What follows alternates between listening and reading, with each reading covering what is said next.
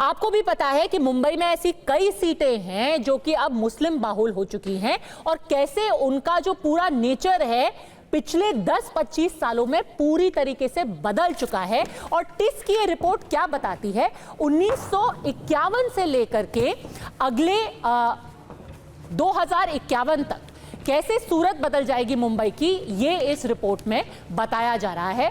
वो कहते हैं कि कैसे हिंदू आबादी और मुस्लिम आबादी मुंबई में बदली है।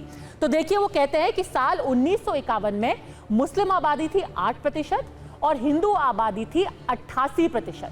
फिर 2011 में 67% हो गई हिंदू आबादी और मुस्लिम आबादी बढ़ करके 21% हो गई। और उनका प्रोजेक्शन है कि साल 2051 में मुस्लिम आबादी हो जाएगी 30%, यानी कि 8% से बढ़ करके वो 30%, 24% बढ़ जाएगी और हिंदू आबादी 88% से नीचे महज 54% रह जाएगी।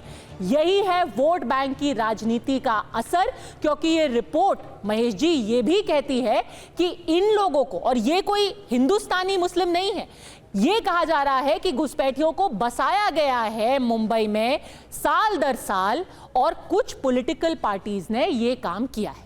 महेश जी।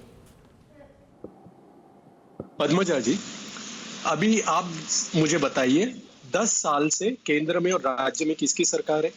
अगर घुसपैठिए आए हैं और इधर बस गए हैं तो उन्हें आधार कार्ड कौन इशू करता है? सरकार इशू करती है, विपक्ष इशू करता है। उन्हें पैन कार्ड कौन इशू करता है? उन्हें रेशन कार्ड कौन देता है?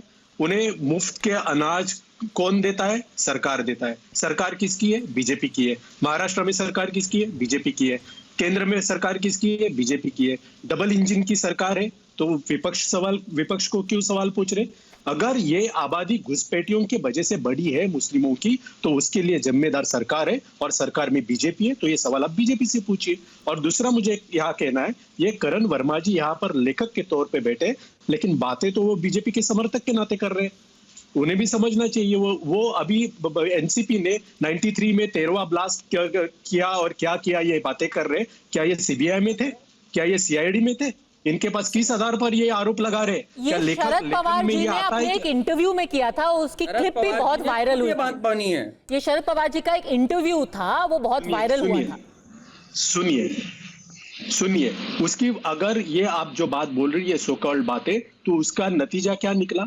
अगर शरद पवार जी ने ये किया था, उन्होंने क्या कहा था कि दंगे रुक जाए, ब्लास्ट जो हुए दंगे नहीं होने चाहिए, इसके लिए उन्होंने अगर, हाँ सुनिए, अभी बीच में मत बोलिए प्लीज, मैं आपके बीच में नहीं बोला था। अगर किसी अच्छी चीज के लिए अगर उन्होंने कुछ कहा होगा तो उसका आज ये क्यों निकाल रहे? उससे क्या नुकसान हुआ? अगर दंगे रुक गए तो अच्छी बात है कि बुरी बात है?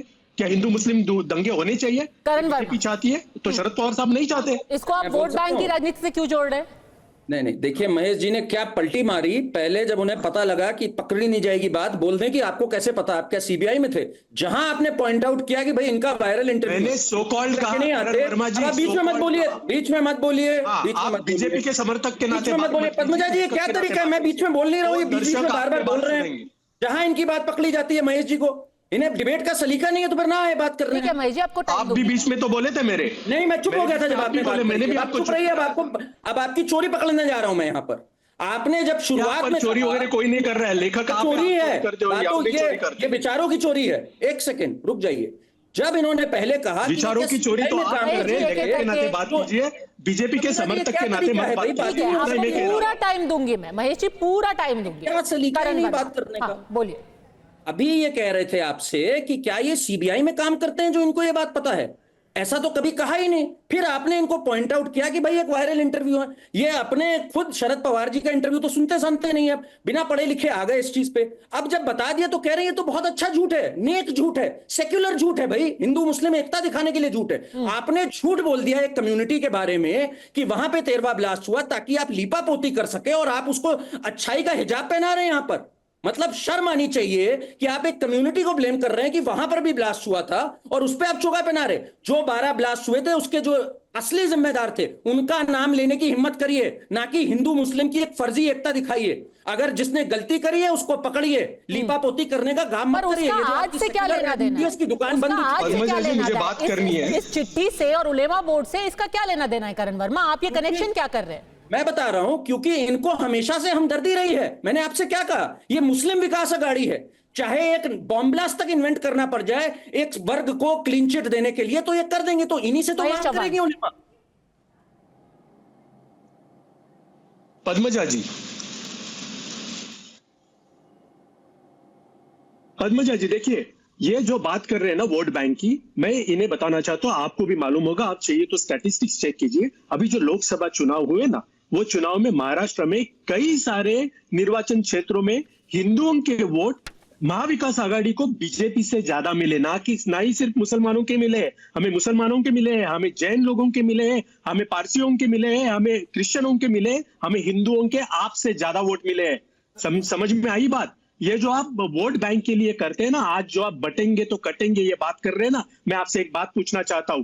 अगर आपके योगी जी जो एक राज्य के मुख्यमंत्री है, वो अगर ऐसे कहे कि जाति, प्रांत, भाषा और धर्म के आधार पर अपने भारत के सभी नागरिकों ने एक रहना चाहिए, उन्हें बंटना नहीं चाहिए, तो हम उनके साथ हैं, हम उनको समर्थन देंगे। लेकिन अगर योगी जी या नरेंद्र मोदी जी सिर्फ एक धर्म के लोगों को, जैसे कि हिंदू लोगों को कहे कि आप बटेंगे तो बटेंगे, तो मुझे आप अभी बीच में मत बोलो, आप अभी बीच में मत बोलो। धर्म बोला, आप झूठ बोल रहे हैं। कंप्लीट करने दो पद्मजा जी, मुझे कंप्लीट करने दो। पद्मजा जी सिर्फ 10 सेकंड, ठीक है, 10 सेकंड बोलने दीजिए, फिर आरपी सिंह जवाब देंगे। सवाल बीजेपी 10 सेकंड में कंप्लीट करता हूं, मैं 10 सेकंड में कंप्लीट करता हूं। अगर ये सिर्फ एक धर्म के लोगों को कह रहे हैं कि आप बटेंगे तो कटेंगे, तो मुझे जानना है, लोगों के मन में सवाल है कि बीजेपी ने यह जवाब आपके माध्यम से अभी जनता को देनी चाहिए। वो ये है कि बटेंगे तो क्यों कटेंगे, कैसे कटेंगे और कौन काटेगा? इसका जवाब तो महाराष्ट्र में ही दिया था प्रधानमंत्री ने, महेश जी, जहां उन्होंने कहा था हिंद देश के निवासी सभी जन एक हैं,